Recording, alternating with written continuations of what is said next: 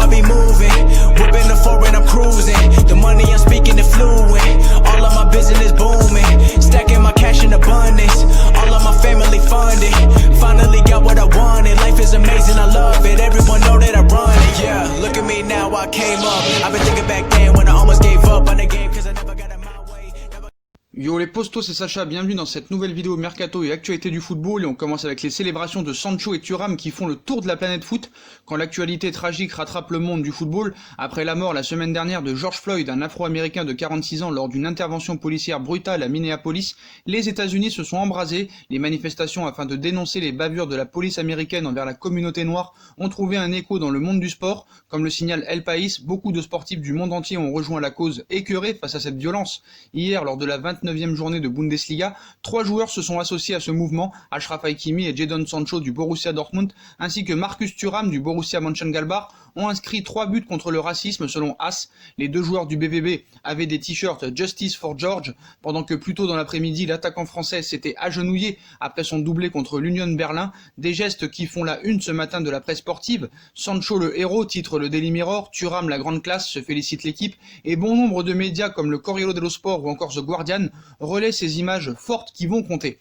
Zidane va pouvoir aligner son trio d'attaque fétiche. Zinedine Zidane retrouve le sourire et au meilleur des moments possibles. Selon AS, en effet, peu avant la reprise de la Liga, qui sera le 11 juin, le technicien français a récupéré 2 joueurs dont il veut faire des hommes de base pour la fin de saison du Real Madrid. Il s'agit bien sûr de Eden Hazard et de Marcos Asensio, revenus de longues blessures. Pour le média espagnol, ZZ va enfin avoir ce qu'il veut sous la main et ainsi pouvoir aligner son attaque préférée, Hazard, Benzema, Asensio. Le trio qui doit donc faire gagner les merengues en cette fin de saison et mener la Casablanca à devancer le Barça dans la course au titre.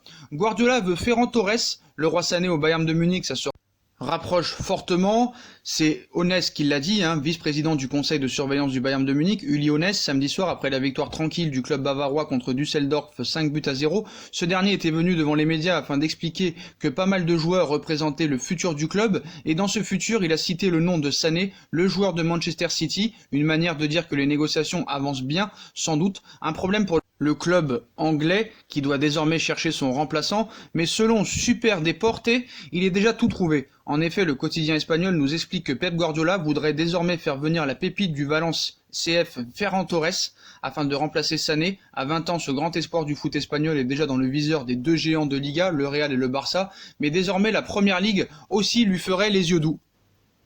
Et on passe au mercato parisien qui est très chaud aujourd'hui. On commence par Serginho Dest, 19 ans, qui est bien ciblé par le PSG pour une arrivée au mercato d'été. Le latéral droit va quitter l'Ajax d'Amsterdam cet été contre un chèque de 20 millions d'euros. Paris discute avec l'entourage du joueur. Dest voit d'un très bon œil l'intérêt parisien. Et on passe à Icardi, comme vous le savez, a signé officiellement au Paris Saint-Germain hier pour 4 ans. Wanda Nara a profité de la concurrence de la Juve pour faire passer le salaire brut annuel de Mauro Icardi à 12 millions d'euros. L'Argentin veut récupérer le numéro 9 d'Edinson Cavani. Le Matador aurait aimé un nouveau contrat de 2 ou 3 saisons. Pour l'instant, pas de nouvelles informations sur le sujet.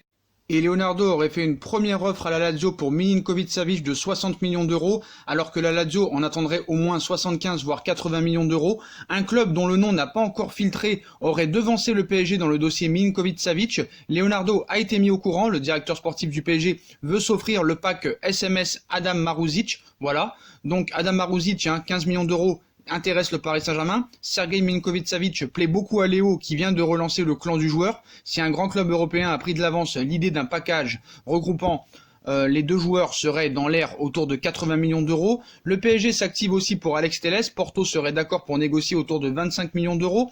Paris veut prolonger Tanguy Kouassi qui penche aussi pour cette solution, mais son entourage n'est pas insensible aux primes de Leipzig et Milan AC qui proposent 5 millions d'euros à la signature. Pepe Reina reste dans le viseur du Paris Saint-Germain, ainsi que Sandro Tonali, carrément Massimo Cellino, président de Brescia, a dit au Corriere dello Sport que Nasser voudrait Tonali à Paris. Il m'a écrit aujourd'hui, mais Sandro ne veut pas aller en France. L'Inter et la Juve sont des destinations favorites. Quoi qu'il en soit, ça nous rappelle un petit peu le dossier Marco Verratti. Donc tout est possible encore sur ce dossier. En tout cas, ça bouge du côté du Paris Saint-Germain, Drente, Tonali, Pepe Reina, Milinkovic-Savic, Maruzic. Donc voilà, il y a beaucoup de choses à dire. Donc voilà les postos, voilà pour cette vidéo Mercato. Ça bouge aujourd'hui au Paris Saint-Germain. Dites-moi en commentaire ce que vous en pensez. Je compte sur vous pour bombarder la barre de like. On like, on partage, on commente, on s'abonne, on active la petite cloche pour être tenu au courant des vidéos qui vont sortir. On me rejoint sur mes différents réseaux sociaux, ainsi que sur Utip et sur ma deuxième chaîne YouTube No Feeling qui sera en bas en lien en description. Voilà les postos, je vous souhaite à tous une bonne continuation et à très vite pour une nouvelle vidéo les postos. Tchuss.